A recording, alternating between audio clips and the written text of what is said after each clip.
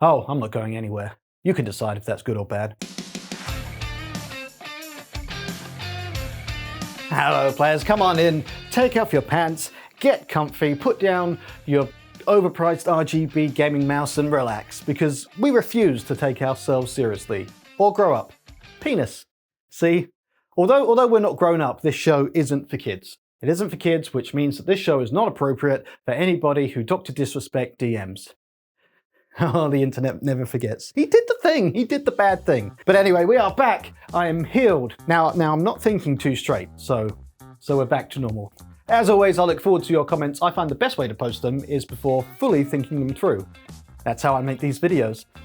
Valve has officially decided that if your game is as fun as watching unskippable ads before a YouTube video, then it has no place on Steam. Valve says, F you ads. Steam has updated its developer guidelines to make it explicitly clear that any game relying on in-game ads to generate revenue is about as welcome as an anti-vaxxer in a hospital.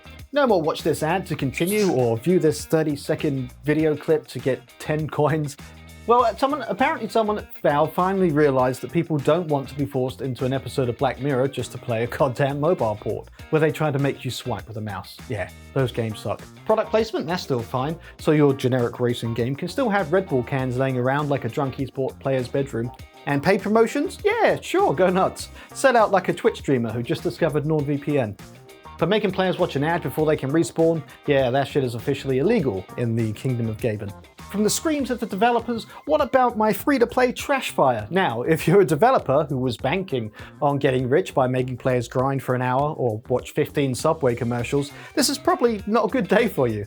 It's a good day for everyone else. The free-to-play but actually watch-to-play model that has infected mobile gaming like a zombie plague won't be allowed on Steam. That means that all the shovelware games that are just glorified ad dispensers, they're getting Thanos snapped off the store. If I wanted to spend my time watching ads, I'd be on YouTube without ad block. This policy isn't new and Steam have been enforcing it for a while, but this specific page on Steam's advertising policy is new, which means that some games may have slipped through the net and Steam is sending a message that's very loud and clear. They've dropped the hammer to make sure that no shady devs try to sneak in ads like a horny teenager sneaking in a hentai tab into their school Chromebook.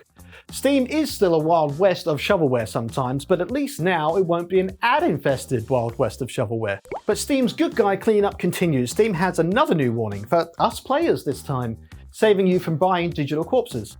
This new warning isn't as useful as fixing their recommendation algorithm that keeps suggesting high hentai visual novels just because you got curious that one time. Just me? Okay. This is about early access games and how you're getting scammed less. Steam now warns you about abandoning early access games. Early access games are a gamble, really. You either get a passionate indie team that releases updates like they're on a caffeine-fueled coding bender, or you get a studio that takes your money and vanishes faster than your dad when he went out for milk. Well, Steam has finally decided that maybe people should know when a game has been abandoned for so long that archaeologists are considering it for historical preservation. Now, if a game's devs have ghosted their project harder than a Tinder date after you mention your Funko Pop collection, Steam will slap a warning on the store page. You know, just a little heads up, like, hey, this thing hasn't been updated in years, so unless you enjoy paying full price for half-finished tech demos, maybe think twice. A prime example of this is Cavern Kings, a game so abandoned that the devs probably moved on to something that pays better, like working at McDonald's. This thing hasn't been touched in over 8 years. That's right, Half-Life 3 memes were still funny when this game got its last update. Who am I kidding? I still make Half-Life 3 memes. And then there's Heartbound, which is by Pirate Software, aka Thor. Did you know that South Park modeled the WoW character guy after his dad? Because, it's a pretty well-kept secret because he hardly ever mentions it. Well, Heartbound got slapped with a warning too, but this one's a bit different. Turns out the dev, Pirate Software Thor, issued an update which was just a small patch, and that kind of cleared the warning. So yeah, it's not a perfect system, but at least it's something. Now grab a fire extinguisher and make sure your smoke alarms have fresh batteries, because even talking about the RTX 5090 could be a hazard. Yes, the GPU that cost $2,000 might as well double as a space heater, at least for a few minutes anyway. Nvidia's latest overpowered, overpriced, overhyped slab of silicon is on fire, literally. So here's the deal. Reports are flooding in that the RTX 5090 might be doing a little melting. And not in the hot gamer way, but in the oh god, why do I smell burning plastic way.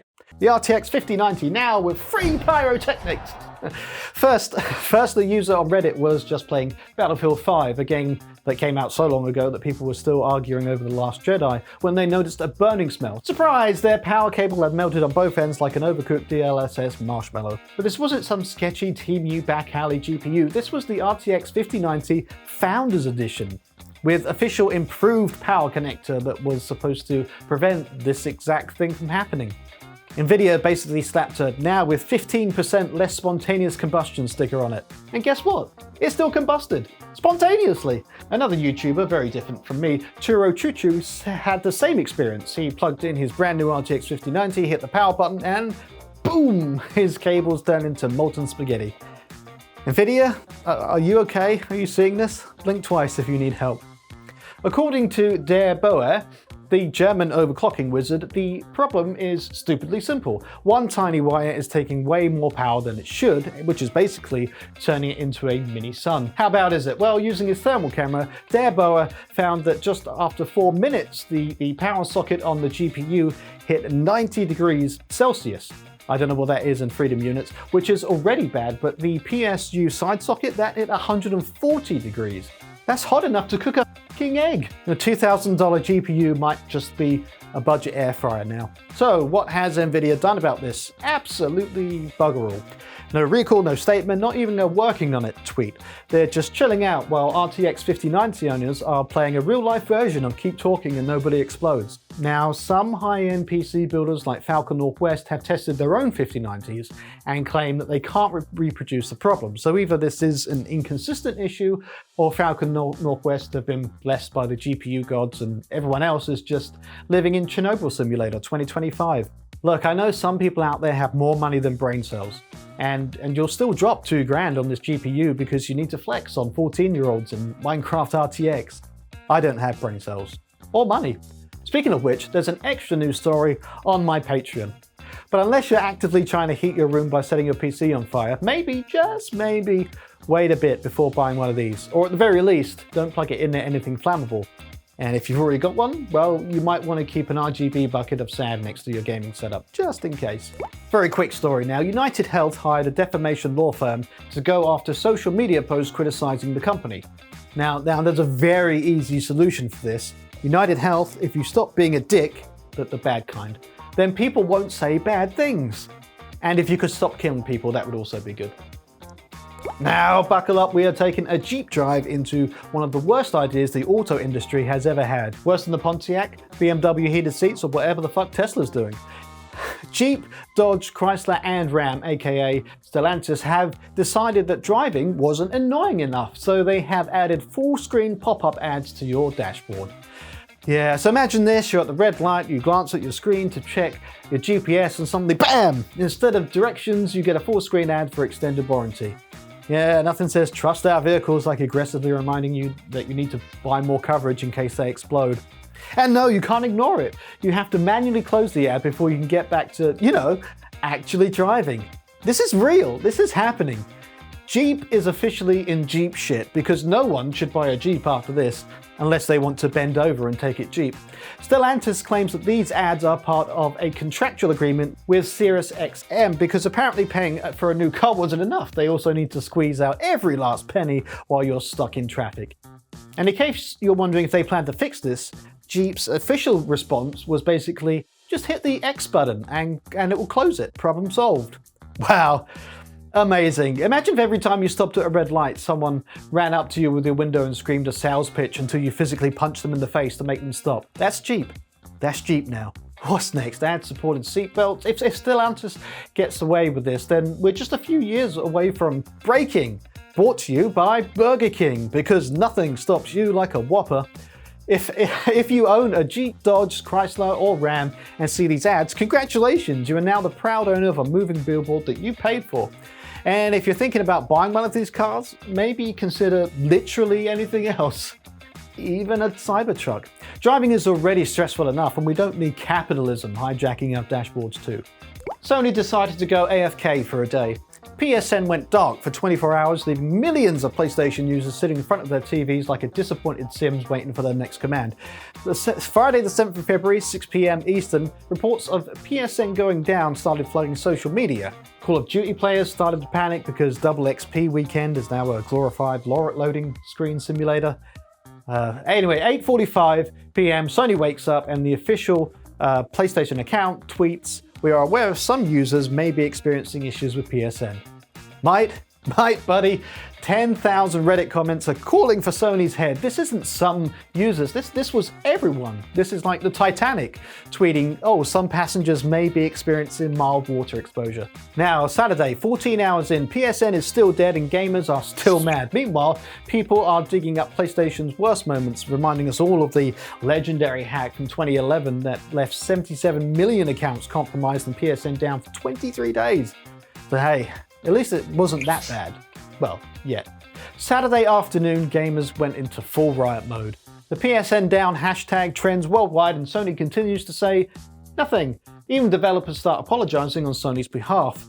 Now we approach Saturday and 20 plus hours in, random workarounds start to appear. Some desperate players find ways to kind of get access to games by restoring licenses or going through different PS5 menu settings, which, you know, let's be real, should not be part of the gaming experience in 2025. Imagine telling someone in the 90s, "Oh yeah, if you want to play Sonic, you need to go into the settings, select others, select restore licenses, and then you might get access to your game again." This is a console, not Skyrim mod management. Now, Saturday night got interesting because Krispy Kreme enters the chat. Sometimes I do like this timeline. So whilst Sony remains radio silent, Krispy Kreme seizes the moment and offers free donuts to all gamers affected by the outage. On Sunday at 2 AM, Sony finally says something. I don't know what time that was in Japan, but after 24 hours of pure silence, Sony at least addresses the situation, blaming an operational issue and offering 5 extra days of PSN Plus. Cool! So if you pay for PSN, you get 5 extra days. And if you don't, lols, you get nothing. Not even a donut. So you get nothing. You lose. Good day, sir. Okay, and as of Monday, everything was back up. Panic over, nothing to worry about. So yeah, PSN is back up now and everyone breathes a sigh of relief until they remember that Sony still hasn't said what actually happened, which is totally normal behavior for a multi-billion-dollar company running an essential online service, right? Yeah, so for anyone on the PC side and the console side who have ever complained about the stupid PSN requirements, this sure smells to me like vindication!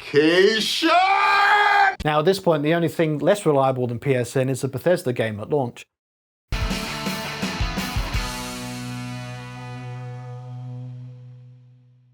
Put your hands up, here comes your jester. Put your hands up, here comes your jester. Yeah, sexy tank, party time. Yeah, it's comment time. Yeah, is that gonna stop? Yeah, there we go. 100% not really live. It's comment time. Okay, so we read the first comment on the last video and some randoms, and the comments from Patreon and Buy Me a Coffee, if there are any. The first comment was passion projects. Get well soon, please. I need to laugh at something other than the reflection in the mirror. I got well.